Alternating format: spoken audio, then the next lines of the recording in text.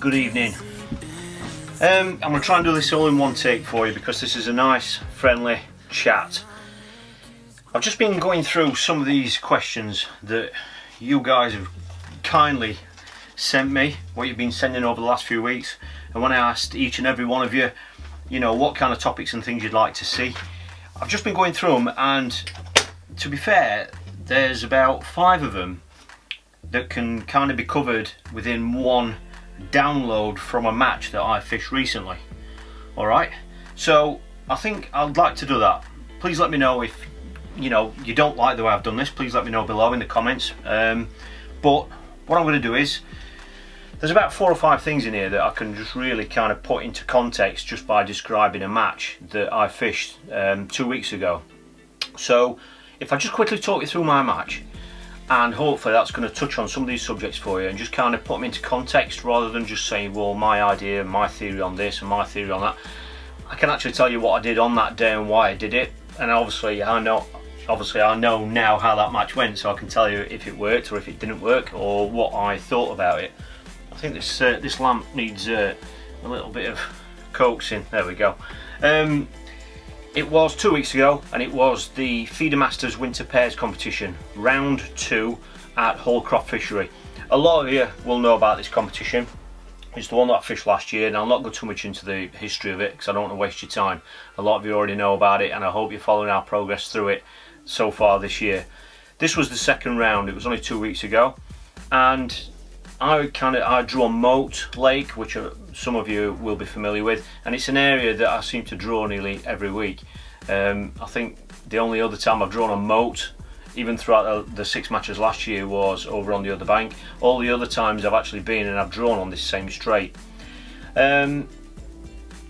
Hallcroft is, especially on Moat, it's obviously called Moat for a reason. It did have an island in the middle of it, and the water was all the way around, hence the word moat, and there used to be a bridge over to the island.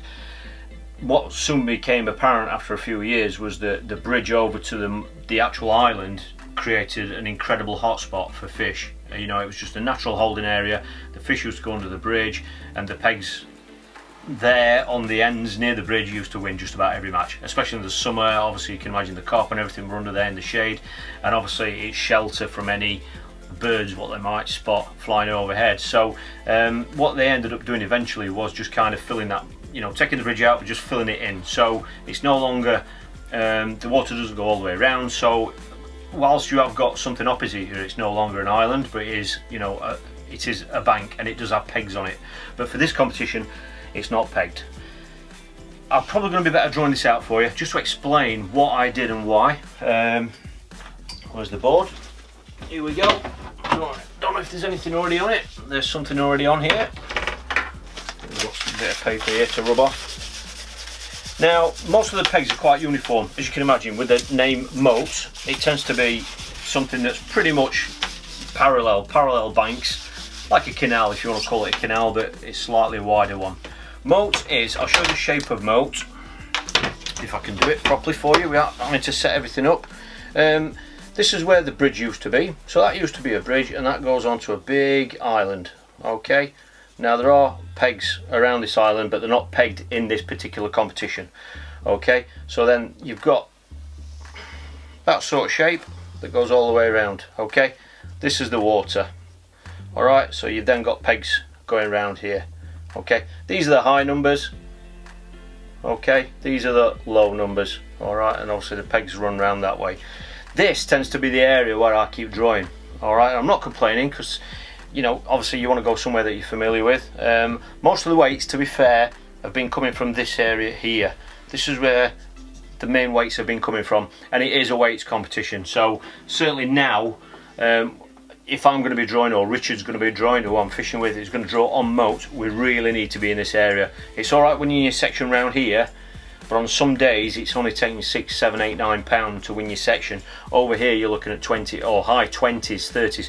So obviously, you know, it's, you know, if it was a points competition, we'd just want the section win, but obviously we have to wait. So this has been the better area.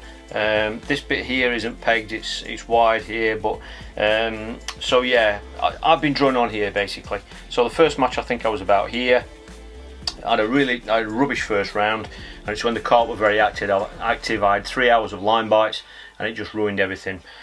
The match 2 weeks ago, I drew about here, okay? So that's where I was. So obviously you've got a far bank here, but there's nobody there. So what you've got is the full width of the water, of the moat, okay? The pegs are quite well spaced out as well, so you've got at least one spare peg either side. In some areas you might have two, it depends. What they're trying to do is space the pegs out in the harder areas to try and allow them to fish a little bit better. The good areas are, you know, the pegging's a little bit tighter, okay? So that's where I drew. Parking's behind your peg, in case you're wondering. And what I'm going to do is on the next match, which is on Sunday, I am actually going to film it for you, okay? So I will get some sort of footage from it for you, so you can see all this. If not, if you just go through the YouTube channel, the Feeder Masters videos on the Catch Fishing channel, YouTube channel, you will see the videos from last year, so that'll give you an idea of what this event is about and what the pegging's like and everything. So that's where I drew. So let me draw you my peg. Like I say, it's a weight competition. So whilst obviously the best you can do is win your section, that's all you can do. You obviously want to try and win it with a good weight. But obviously if you draw out of it, then all you can do is win your section and just hope you're going to get a decent weight. So my peg here, okay, this is the bank, the van's part there. This is the far bank, okay. Like I said, there are pegs all the way along here. Alright, so that was my peg. Right, to give you an idea of context, from there to there on this particular occasion, and to be fair, all the way along here, it's virtually the same. Alright, and I know it was 44 meters. Alright, so as you know, we use measuring sticks. I've just knocked something on the floor. That's alright, it's just a pad. So what I do is, when I get to my peg, I've got a number of rods set up to cover different eventualities. Alright, now one of the choices, or the biggest choices on here, is choosing where to put your lines in. Alright, now I know these are all the questions, or connected with all the questions I've been asked by you guys through the personal messages that you send me. Okay, so it's 44 meters wide.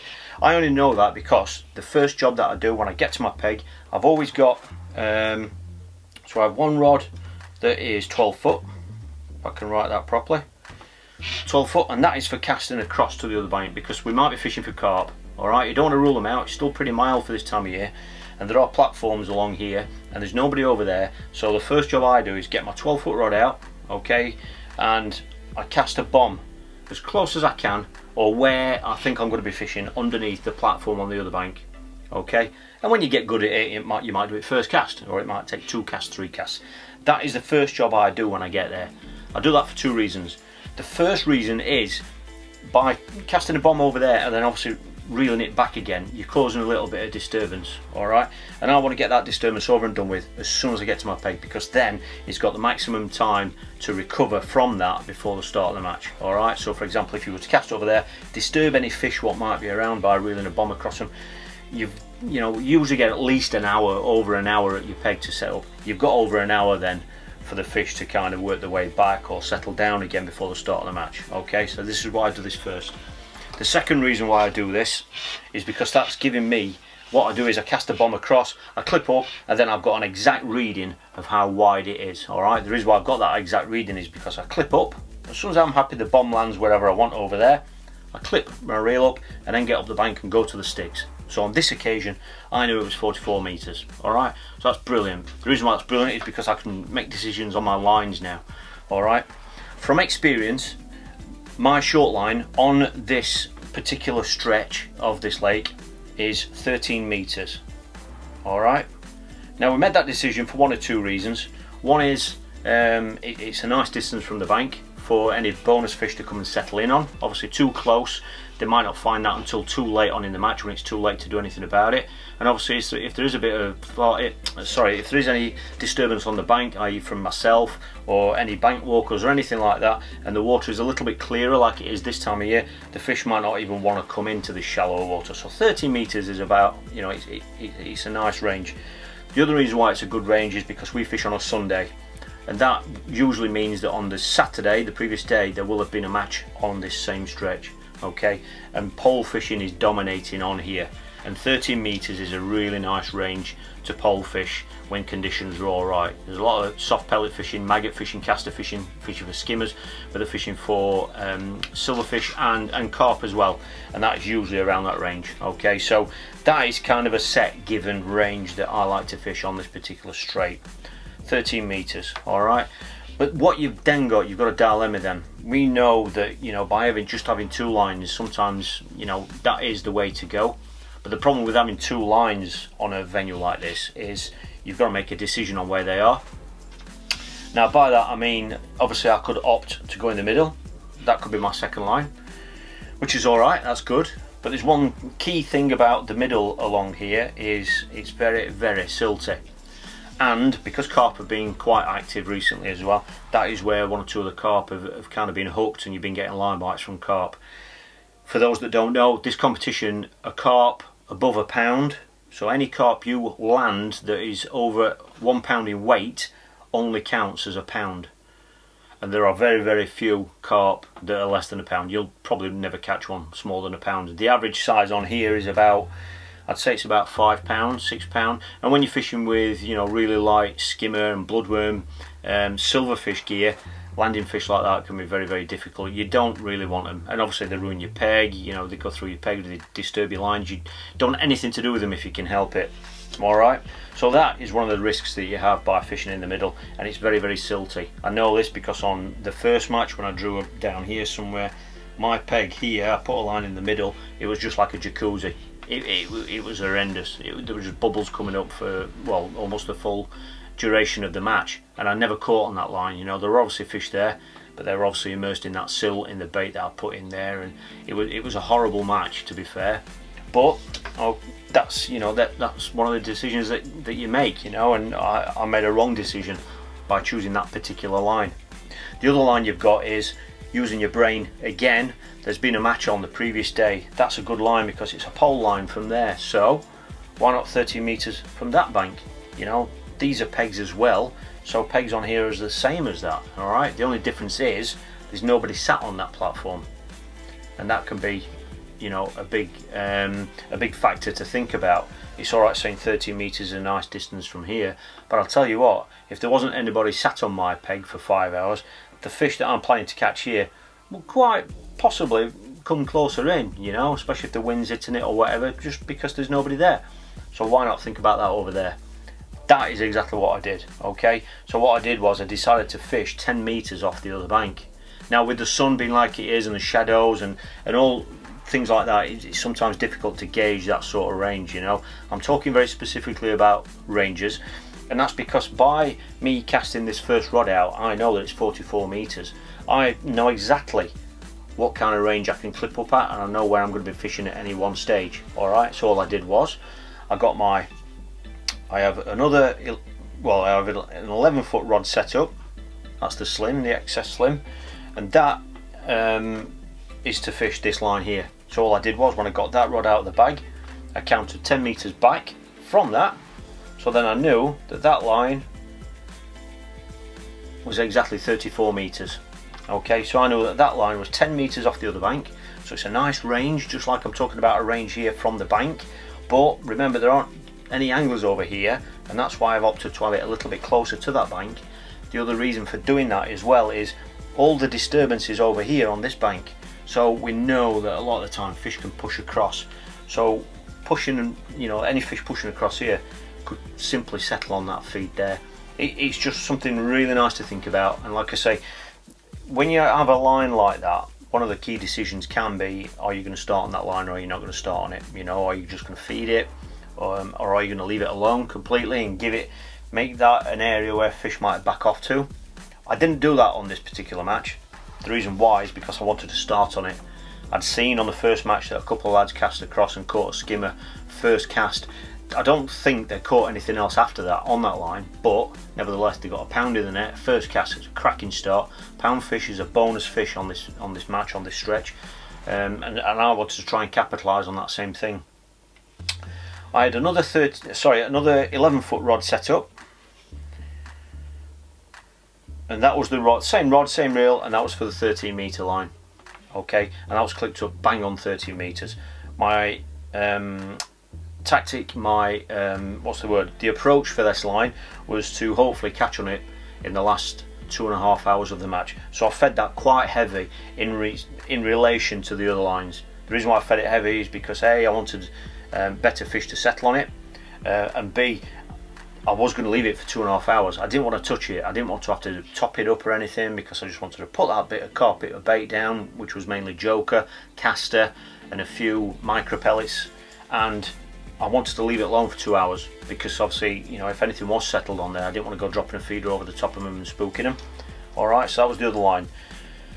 But as you can imagine, there's quite a bit of space there, and what you've got to remember is that there are other anglers, you know, all around me, and a lot of them were casting to the middle. Alright, so I had another rod set up, another 11-foot rod, because that's all you need at this range, and that was clipped up bang in the middle, and obviously I knew from that measurement that was 22 meters. Okay, now as you notice, I put them all in line. That wasn't exactly like that. I'll scrub them out and show you how I did actually offset them.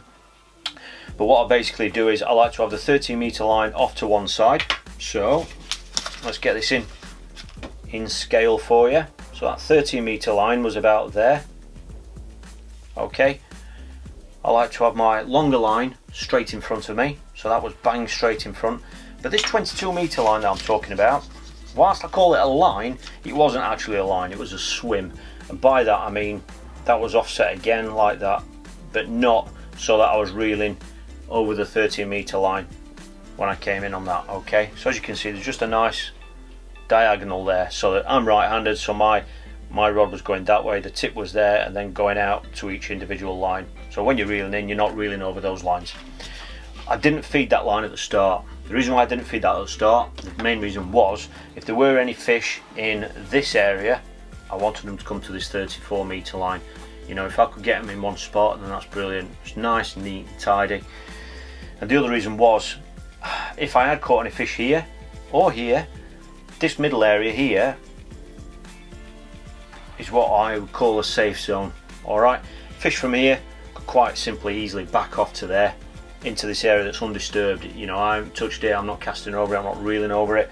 Same on here, I'm hooking fish. I play fish right-handed, so the majority of the time the fish that I hook here, because I play my rod like that, low to the left, which is here, the majority of fish that you hook, if you hook a carp it's sometimes different, but the majority of the fish that I hook are going to be following that kind of angle, because they're going to this tip. Because what I find is you wind them and wind them, wind them till about there, and then I'll switch over to that side, and then I can play them across my body, and that's where you scoop them there. Okay, so this area here becomes a safe area, and we know safe areas are important at all times of year, but in winter they're absolutely crucial, really crucial. So I had that rod ready to go. As it turned out, I did catch 3 or 4 early fish on this long line, which wasn't mega, but I caught £5 in the first hour, which doesn't sound mega, I know, I appreciate that, and £3 of that was one bream, but compared to everybody around me, it was unreal. So I had to stick on it. I gave it another half an hour, I didn't catch anything on it, and that's when, having this backup line, because it was only an hour and a half in, I didn't want to go on this line because I wanted to leave that for 2.5 hours. If I'd gone on that, I might have disturbed any fish that might have settled there, and when that happens, you know, you run the risk of catching the early fish on there, then maybe a second fish, and then it's blown it then, because you've not given the fish any chance to settle on it. So that's why going on that sort of a line too early, it can ruin it for the rest of the match. So I wanted to rest this line. I knew it had been a winning line, but I needed to rest it because I wasn't going anywhere. I tried 1 or 2 things as regards a little bit more feed, and then I went in again, and it just, nothing happened. It became quite clear that they just backed off. I don't know where they'd gone, whether they'd gone here, or whether they'd gone into this safe zone. I don't know. So after an hour and a half, I didn't want to touch that line, so that's when my 22-meter line came in. So all I simply do is, if I'm going to be leaving a line like that, is pop 2 decent feederfuls in, not a lot, but just enough, quickly on that line, and then come off it. Alright, and then I picked this 11-foot rod up that's clipped up at 22 meters, and I hadn't fed it, so all I did was I just had a nice chuck on it, and I fished that out. I didn't put any feed on it, because what you've done is you've created a safe area there. So if, you know, fish have backed off there, you don't need to feed it, because in theory they should already be there if they're going to be there. So you don't need to feed it to get them there or get them settled. You wanted a quick response, because, you know, if they backed off there, you want to nick one. And I fished it for, I had a 5-minute cast, I never had a sign on it, so that was alright. I reeled in. I'd obviously left a little deposit of bait there from that cast, and then went back over the top, and the tip went straight round, and I got a roach about that big. But that's alright, it's an extra ounce in the net. And then I fished that for another 15 minutes, and I never had another bite. Never had another bite. Now, a lot of people would have been despondent with that. They would have thought, well, that was a waste of time, was it? Well, no, it wasn't. It wasn't a waste of time. The reason why it wasn't a waste of time, you've only put 1 ounce in the net. Yeah, okay, then that's fine. But when I returned to the 34 metre line, 15 or 20 minutes later, whatever it was, when I returned to that, I had 3 skimmers in 3 chugs. Now, that's because it had had a rest. Now, had I not rested it, you know, and gone on this line, for example, I quite possibly would have ruined that line. And if I, you know, the thing with going on a line like that you're fed is, if you go on it and don't catch, it can knock your confidence a little bit, and you're wondering if you have spooked anything that was there. But if you do catch on it, that can sometimes be worse, because you're more inclined to stay on it. And this is a line when you'd really want to capitalise on the last hour. Not through really numbers of fish, but the quality and stamp of fish. Alright, so when I went back to that line, I had 3 and 3 casts. They weren't big fish, they were 6-8 ounce skimmers, but on the day, that was mega. You put a, you know, £1.5 in the net in 3 casts. Absolutely mega. And then it went quiet again. And then that's when the routine then for the next hour panned out. You know, catch a couple of fish here. Sometimes they were only small fish. And then rotate between the 22 metre line, and rotate between these 2 lines. As it turned out, this was by far the best line, but I never caught another fish on the 22 metre line. I only caught that 1 roach. Every time I went onto that line, I never had a sign. The biggest deal for me that I noticed was how soft the bottom was. You know, I like to move the feeder when I'm fishing on a venue like this, especially with bloodworm, and there's a 50 centimetre hook length rule, which, as you can imagine, you know, it's quite, you know, it's that long. Fish can take your bait and you don't realise, and I like to move the bait. When I was trying to move the feeder here, it was incredible. You know, it was really dragging in the silt, and it was unbelievable. And I never caught a fish there, but every single time I went back to this line, I caught, you know, might have only been a couple of fish, but you know, it just kept it ticking over really, really nicely. And that kept me going then until the last 2 hours. With 2 hours to go, I went on the 30 metre line, expecting a response, because I touched it for 3 hours, and I never got a sign. I didn't get a sign for probably 4 or 5 casts.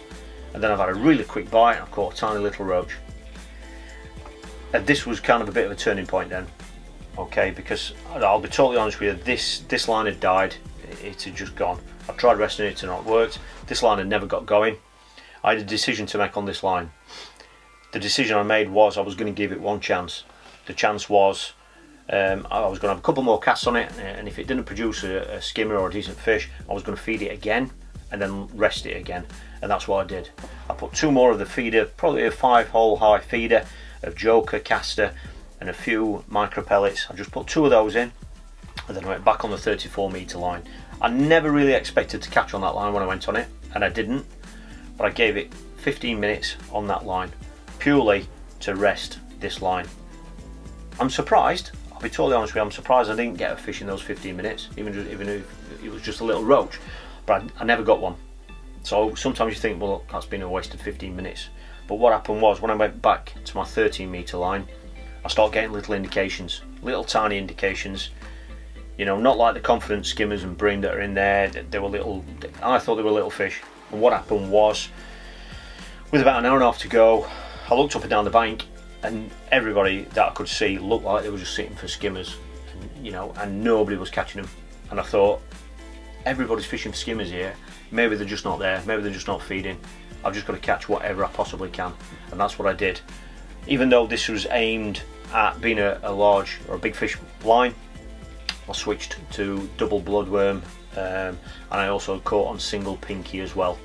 And it was amazing how many fish I caught on that line. They were only small, ounce, 2 ounce perch and roach, but I just caught what was there. Instead of trying to catch, you know, I've talked before about when there's lots of small fish, you can sometimes be selective about putting bigger hook baits on and that sort of thing. In winter, when it's hard like this and you've done it for 3 hours, and everybody else seems to be doing the same thing as well. Sometimes those big fish just aren't going to feed, you know, and unfortunately this is one of the things that you can only work out during the match and during the session, because every session is different. I've got a bit of a lead or a steady, healthy weight in the net anyway, so it was just a case of ticking over, and that's exactly what I did. I went down to single pinky, and when that didn't work I went to double bloodworm, and I caught anything that swims, absolutely anything that swims, little tiny roach, and perch, caught a lot of perch, and I also had a bonus skimmer of 1.5 pounds, which, you know, when you're fishing like this, sometimes you've just got to take what's there, and if you can, you know, hook a bonus fish in between the small fish, then happy days, you know, and that's exactly what happened. And that's really how it panned out. I thought I'd got about 12 pound, I'll be honest, 11, 12 pound, and as it turned out I weighed 15.8. 15 pounds 8. I'll put a weigh sheet up for you just so you can have a quick look at the board so you can see the other weights. It won the section, which obviously I'm always pleased about, and 15 pound was much better than I thought anyway. So, you know, we had a really good pairs match. You know, Richard, I drove for both of us, and I'd drawn Richard a rubbish area again, but he did absolutely fantastic. He weighed 11 pound, he was next to Lee Kerry, and he beat everybody around him, won his section. So we had a fantastic second round. We ended up second overall, which has got us back up, you know, into contention, or a better position than what we were in after the first round. So as you can see, it's really all about decisions, but you know, there's a lot of forward thinking. Sometimes you don't know where you're going to be fishing, but even before you decide on where you're going to fish, you've got to kind of think of your next step. Like, for example, that's the benchmark on this particular match for me. If you can get that width, that's fine. You've then got that information in your head. You know what kind of ranges you've got to play with. You don't want to be putting lines too close together, especially in winter, because one can affect the other, especially if you're catching on it. And, you know, just by offsetting lines, not feeding that safe area at first, you're giving yourself all these little tricks up your sleeve for later on during the match. You know, had I just fished 2 lines, I would have had to have gone on that line earlier and possibly ruined that line before it even got going, or I could have just sat on that line, which wouldn't have produced as much because I was sat on it all the time. That line needed a rest. The fish were over here, but they needed a rest. You couldn't keep hammering it. That's, you know, whilst the fish were there, they weren't willing to keep watching that feeder go plonk, plonk, plonk on their edge. They just didn't want it. You had to give them 15 minutes. 15 minutes is gone, then move in, mop up whatever bait you've got, and then you drop back in it again. It'll go straight around, you get 2 in 2 chucks, then it'll go quiet again. But that's alright, you've got 2 fish in the net, and you've spotted a pattern. And by spotting those patterns, you can really just plan the rest of the match for you. Because sometimes you often find that when it ticks over, as they say, the match can sometimes look after itself. I hope that's been interesting to some of you. I know it's answered some of the questions. A quick note on feeder links. I know certainly one of you is keen to hear about feeder links. I'm not going to go into the design of feeder links. If anybody doesn't really know what feeder links are, or how they're kind of made or whatever, then please let me know. Just comment below and I'll do a video just about what they are basically. The idea of the feeder link was basically, it really came on the radar in the England feeder setup through Dean Barlow and Darren Cox back in the, I don't know if it was the 2nd or 3rd World Championships, the World Feeder Championships ever. The first one was in Italy, the second one was in on the rowing course in Ghent, which I think comes under Belgium. Yeah, it's not far from the border of Holland as well, but it's Belgium. It's the Ghent rowing course. And basically, under international rules, you've got to have a free running rig. That means, you know, the feeder's got to be free running. You can't have anything above the feeder to stop it running. Obviously you've got something at the bottom of it, and then the hook length or the distance from the bottom of, if you hold your rig up like that, for example, the distance from the bottom of the feeder to the hook has got to be a minimum of 50 centimetres. It can be greater than that, but it's got to be a minimum of 50 centimetres. And what the lads were trying to achieve, and have achieved, is by creating a feeder link of whatever length you feel fit, is creating more of a paternoster type rig. With a paternoster rig, the ones that we've used for years and years and years, usually you've got a distance of about, I don't know, it might be as much as that, you know, 10, 12 centimetres. They'd got a shorter one, which was really aimed at catching roach and smaller fish, especially when you're fishing short. And then they've got a longer one of about 60 mil for catching bream and fishing for skimmers, you know, when you've got to kind of put the rod down and wait for the bite to develop and for the fish hopefully to hook themselves. That's really what happened at the beginning, okay? But what's kind of happened now is that the lads that do use feeder links, they don't all use them, I'll be honest with you. The lads that do, they're all the same length. And the funny thing was that all the lads have kind of shortened their links right down now. And I found out about 2-3 years ago that everybody, without speaking to each other about it, have all kind of ended up with feeder links the same length, which I think is quite ironic. And I'd done the same, even though I wasn't as close to them lads back then as what I am now. And the links were 40mm. That's from top to bottom, you know, because they're kind of, and I think it doesn't make a great deal of difference. But having said that, what I have done, and I did it on this particular match that I've just spoke to you about, is that when I'm fishing short for small fish, like roach, fast biting fish, I've stopped using the link altogether for that sort of fishing. I'm not saying that's better or worse than the link, but I think I've hit a lot of those fast bites better without a feeder link. And so all I've had is I've had the feeder with a snap link swivel, and it's been the snap link swivel that's sliding up and down the rig. I just think I can pick up on bites quicker, a little bit sharper, but fishing for bream and skimmers and the times when you're kind of putting the rod down and waiting more for the bite to develop, I think a feeder link is better for that sort of fishing. There's lots of different feeder links we could talk about, you know, and some of them you've got to be really careful about, because some of the lads made them up with beads instead of a swivel that runs up and down the main line. The reason why I stopped doing that is because I once had 2 beads break on me on the cast. Obviously beads, you can source them from different places, and looking back, possibly the ones that I'd purchased weren't up to the job. Well, obviously they weren't up to the job, because I just casting in, they actually broke. Some of them are glass, some of them are plastic, it depends which ones you get. And the other issue with the beads is, I know that some people have experimented having the bead small enough so that it almost grips the shot leader, therefore creating, it's almost a semi-fixed rig. Now obviously you've got to be very careful with that. If there's a free running rig rule on the fishery that you're on, you've got to be careful with that. You know, it has got to be free running. And I can see, you know, some people, if, you know, that bead is too tight and it's not moving freely, I can see, you know, people causing problems with that by the fishery owner or the people who are enforcing the free running rig rule. You've got to be very, very careful if you're doing that. And I never went down that route. I'd rather just keep it as a swivel, nice and free running, and find other ways of making sure I hook fish, like the way that you set your tip, the way that you move your feeder if you're going to move your feeder, choosing the right time to pick up on a bite as it develops, things like that, you know, because I don't want to run the risk of breaking any rules, no matter how